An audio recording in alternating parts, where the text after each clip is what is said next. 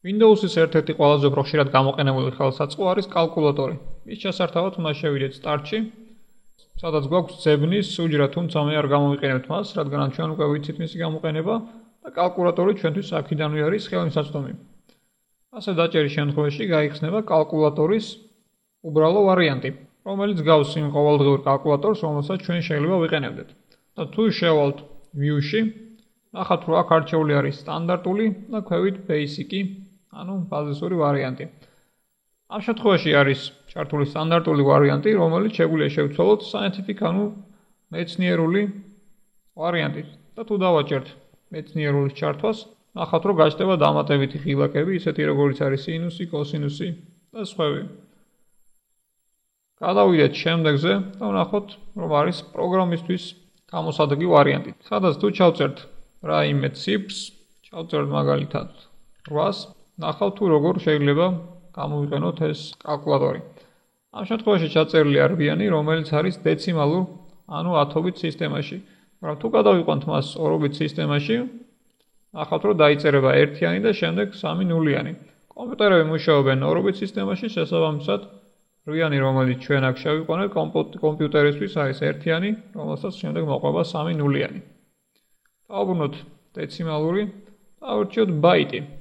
ბაიტის შემთხვევაში კომპიუტერი მას აღიქვამს როგორც 4 ნულიანს, შემდეგ ერთიანს და 3 ნულიანს, რადგანაც ბაიტი შედგება 8 ბიტისაგან, რომელიც აქვე არის მოცემული.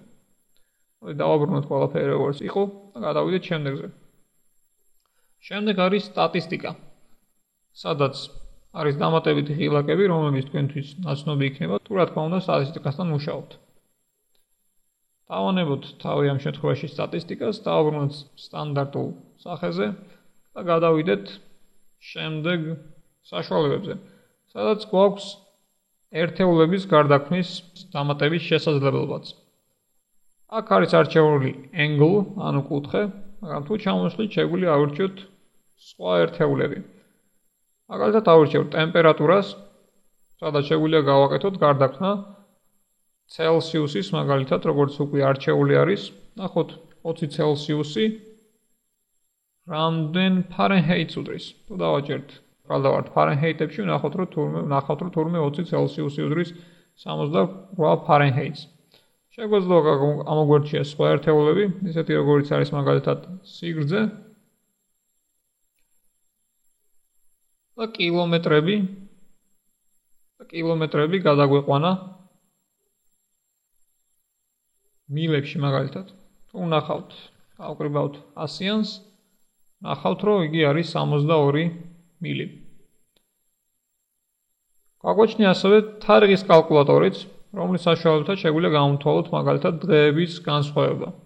პირველი აქ უკვე არჩეული არის დღევანდელი თარიღი და მას მე აღარ შევცვლი და ამოვირჩევ 2 თვის იქით რაიმე თარიღს.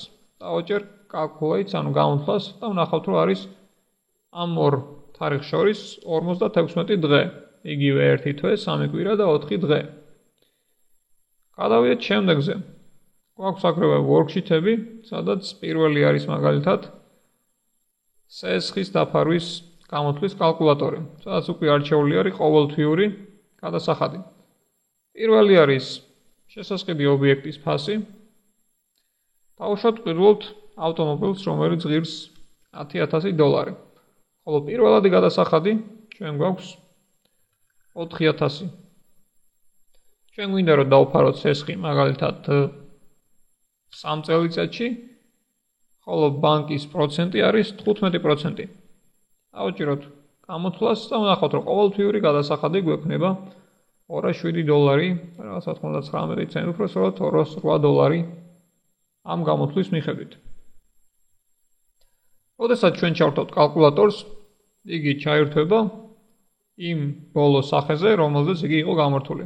ამიტომ მე დავაბრუნებ მას ისევ ბაზისურ სახეზე, რადგანაც ყველაზე ხშირად ზუსტად ამ ფორმით გამოვიყენებთ მას ჩვენ და მინდა დავძინო და ვაღიარო, რომ Windows 7-ში კალკულატორი არის იმდენად გაუმჯობესებული, რომ მისი იგნორი შეუძლებელია.